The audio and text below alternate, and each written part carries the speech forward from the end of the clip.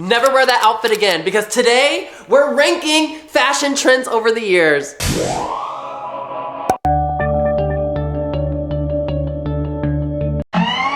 The people have spoken, and I made a poll on what video I should post next, and you guys chose ranking fashion trends. Now, quick disclaimer before I say anything. This is me ranking fashion trends. I'm not ranking your personal style, right? When something is trending, everyone jumps on it, and it doesn't look good on everyone.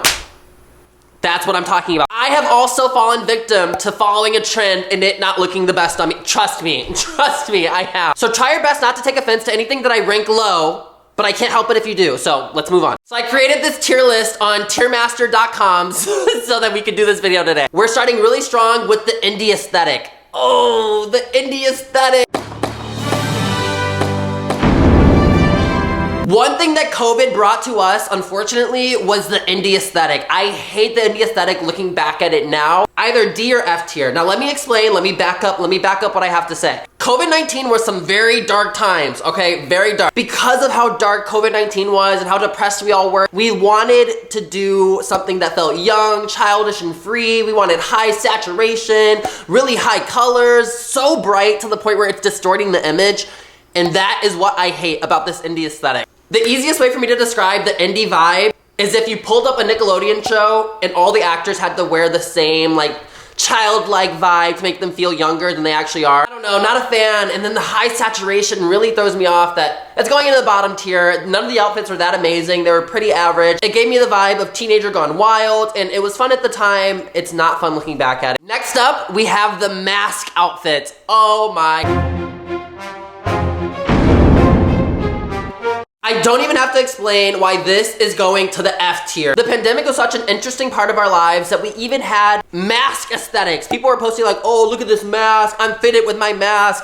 Really insane. And I just wanted to remind you guys of the scandal that Addison Rae and Nikita Dragun had to deal with because they held that little plastic sheet over their face and they smiled as if that was a mask. It wasn't covering anything. Not kidding, this was them.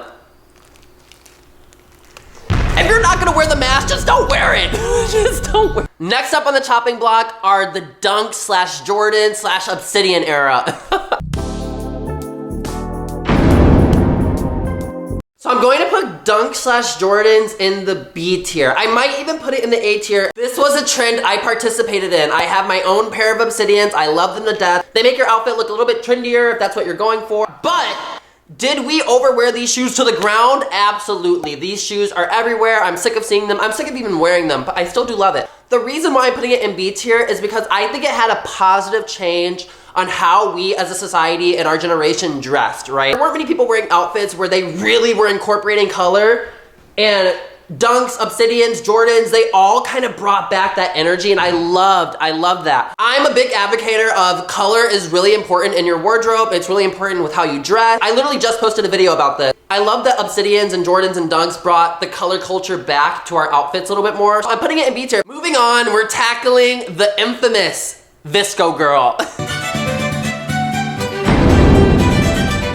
We're gonna put the Vsco girl, we're gonna put it in C tier. We're gonna put Vsco girl in C tier. Now, that might even be a little bit too high. Let me give you some clarity on why I think it's C over anything else. We can blame Emma Chamberlain for spearheading the Vsco girl outfit aesthetic because it has plagued our generation since. Vsco girls were actually pretty cute. I love that vibe. It's very beachy, very playful. When I think about Vsco girl, I think of high school, nostalgia. That was the time to be alive. And for that, I think I wanted to rate it a little bit higher, but also really oversized t-shirt to the point where it looks like you're not wearing pants. I don't think it was that fun of an idea, and I think it's kind of weird. It's like not the best idea ever. But I also want to remember to thank Vsco girls for promoting water culture because I really do believe they spearheaded the Hydro Flask, Owala, Stanley. They were the lead chargers of we need to be hydrated. Vsco girl, is that what they do? Wait, they go, I can't do it. I love that they encouraged water because it has been a staple in our generation since. I don't think I would be here if it wasn't for the Vsco girl, so thank you. Next up on the list is the soft boy / soft girl aesthetic. I don't know if this is controversial, but I'm putting this one in S tier. S tier soft boy, soft girl aesthetic, our first and possibly only S tier of this entire video. Let me really get in deep and explain why the soft girl, soft boy aesthetic is so good. It basically means you dress preppy. In short, it means you dress preppy. Not extremely preppy, but you know, somewhere nice little in between. You'll see a lot of really nice sweaters. You'll see a lot of fitted pants. You'll see a lot of nice, simple handbags. Everything about the soft girl, soft boy era is simple. It's simple, it's aesthetically pleasing, and it's not very chaotic, right? You can literally wear this vibe to anything. I'm not exaggerating, to anything. You can wear it to a nice breakfast, a nice brunch, a quick run to grab coffee, a quick dinner. Some of the outfits, you can wear them to the club and you still look like you're supposed to be there. You know what I'm saying? There's no one that dressing preppy won't look good on because it's just dressing nice. You're presentable, right? You're clean, you're soft. You're very easy to digest, easy to approach. What is going on? Soft boy, soft girl era is very simple, but that's where a lot of you need to be started. Transparently, that's where you kind of learn how to combo your colors the best. That's where you kind of start building all your staple closet pieces, all your neutrals, stuff like that. If you look in your closet and you don't have anything that gives off this vibe, you need to go shopping and buy something for it because it's really that versatile, it's that universal. It says you can wear it anywhere, literally anywhere. 10 out of 10, I recommend, but I can't rave over this any longer, so let's move on. Next up on the list are graphic tees. I'm going to rank graphic tees in A tier, so let me explain my reasoning for that. And you're probably like, oh, this isn't a whole trend. It kind of is, and I'm gonna get into it. Everyone wanted graphic tees. Target had graphic tees. Shein had graphic tees, and I think that's also what it was too. Shein was getting really popular, and people wanted an affordable way to get vintage looking graphic tees. It was just mass produced. Suddenly everyone has graphic tees, vintage or not, because you know, there were big manufacturers trying to jump on that train. So everyone and their mothers had a graphic tee, and the reason why I'm putting it in A tier is because you can't go wrong with a graphic tee. It's a nice addition to have in your closet when you feel like your wardrobe is a little boring. Let's say you just have an outfit with jeans and a normal bland t-shirt and you want to just spice it up just a little bit, just to look a little bit cooler, throw on a graphic tee. I do think you can have too many graphic tees because sometimes you need an outfit without a graphic tee. Graphic tees can be distracting, but if you wanted distracting, they're perfect for it. It's honestly hard not to like graphic tees, which is why it's so high. Next up, we're ranking streetwear. I'm gonna put streetwear in A tier. Now, I don't know if you disagree with me. You can disagree with me, but I'm putting streetwear in A tier. Ever since skinny jeans went out, streetwear has kind of come in, and I love streetwear. It's honestly one of my favorite types of fashion. I love the baggy look. I love the different combinations of colors and textures. I love how creative people can get with streetwear, where you can't get as creative with like soft girl, for example. And I love what it's doing for our generation, because we look cooler. I feel like there's a little bit for everyone in the streetwear aesthetic style. And even though I love streetwear a lot, but just for a general ranking, it's A tier. And the reason why, it's not good for places where you want to be more presentable. Like if you have an interview, if you have a nice dinner you want to go to, it doesn't feel right in those settings. Streetwear can do just about anything, it just cannot hit the formal part right, which it's literally called streetwear for a reason. The street. You wear it to walk on the street. You wear it for casual things on the street. Next up are e-boys and e-girls, I guess. I'm gonna put e-boy and e-girls in C tier. Yeah, I think I'm gonna put it in C tier. I'm feeling a little hesitant and I feel like I'm gonna get hate for that. I'm not obsessed with it. I will start with the positive. Number one, I'm really appreciative that this style of dressing has made men more comfortable to dress how they want. Like you see the nail polish, you see Little Huddy and his eccentric outfits, and I like that. For so long, I feel like men have been constricted into only wearing jeans and a white tee, which as good as it looks, like men should be able to express themselves in different ways if they wanted to. Like I can dress the way I want, and this is the way I want to express myself. For that, I love it, and that's why I even have it higher than D tier. E-boy is the aesthetic where it looks like you just had 8 cigarettes for breakfast and you're constantly depressed and on antidepressants. Let's keep it real.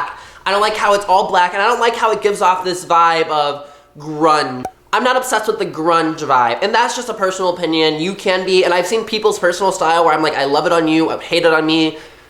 Just not my thing. And I do have some e-boy outfits that I have worn. I know, I participated in trends that don't fit me, and this is one of them. Look back at these pictures and you're like, okay, yeah, that's not Davari. And it isn't, I can admit it, it isn't. I jumped on a trend because I was getting into clothes and I didn't know what to start with. It was a necessary part of my fashion career. All right, let's talk about the hype beast fashion.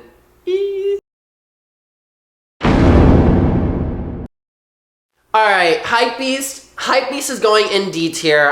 It's going in D tier. I can't argue for it. It's a very not great type of clothes. I really hate the hype beast trend. I don't know. I think it's the pants. There's something about the pants and how tight they are, but like the weird type of things they have going on. And this is probably the laziest form of dressing. Hypebeast is very lazy in the sense of you buy a sweatshirt with Giant Supreme on it and now you're fitted for the day. No, that's not how this works. And Hypebeast culture reminds me a lot of brand culture. Oh, I want Gucci because there's Gucci all over it. Gucci emblems everywhere. Just because you're wearing Gucci doesn't mean you're dressing good. Just because you're wearing Gucci doesn't mean you're dressing good. Just because you're wearing Gucci doesn't mean you're dressing good. And that's just how I feel about the Hypebeast era as a whole. Next up, we have the chunky ring era. Now, this one is a personal favorite for me. I love this era. I am gonna put it in B tier. I know it's not for everyone. I know it can be a little bit eccentric, maybe, is that the right word? I just like things that shake up how we view clothes and fashion. At this time, most people were only wearing like little gold chains, a gold cross, like a single small little ring, or a very simple little gold bracelet. Mon Cher Moi, Martha Calvo. I like when these types of styles of accessories came out because it introduced a new form of dressing to our generation. Is it really popular today right now? Not really, but I still love it personally. And I think the Martha Calvo and Mon Cher Moi were really big figures in moving forward how we viewed accessories and fun accessories like this that I'm wearing right now and just getting crazy with it. We have 2 more left, and next up we're ranking Y2K. And I don't really know where I want to put this. I think I'm gonna put Y2K in B tier. Y2K has some very big overlaps with streetwear and indie, but it's kind of different because it's trying to replicate an era of fashion as opposed to where streetwear and indie were kind of their own things. When you see someone rocking a year 2000 outfit, they are rocking it. Think about it. They have the velour tracksuits, they have the big oversized belt. They have the really big, fun statement sunglasses. So Y2K does a lot of things right. It has colors, it has variety. It feels more mature than indie, but it feels a little less original than streetwear. The low-waisted jeans, stuff like that. I think there's a lot of iconic pieces in Y2K, and for that, I think it's B tier. The last on the list, we have skinny jeans.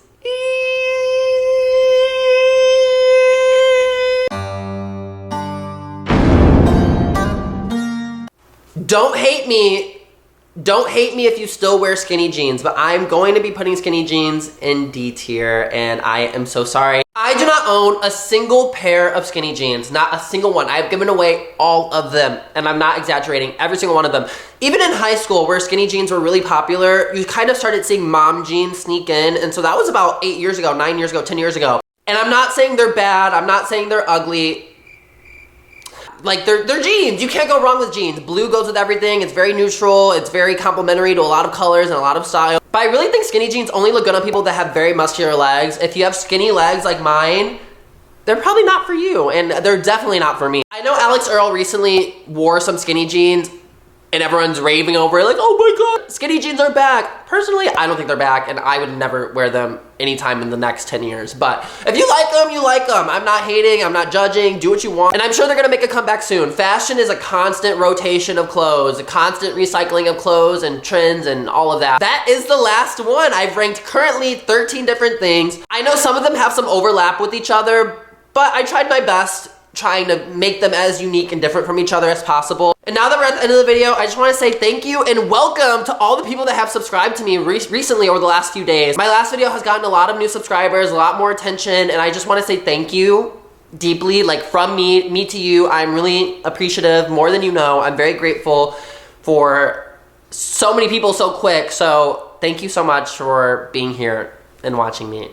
Until next time, I will talk to you guys later. Bye.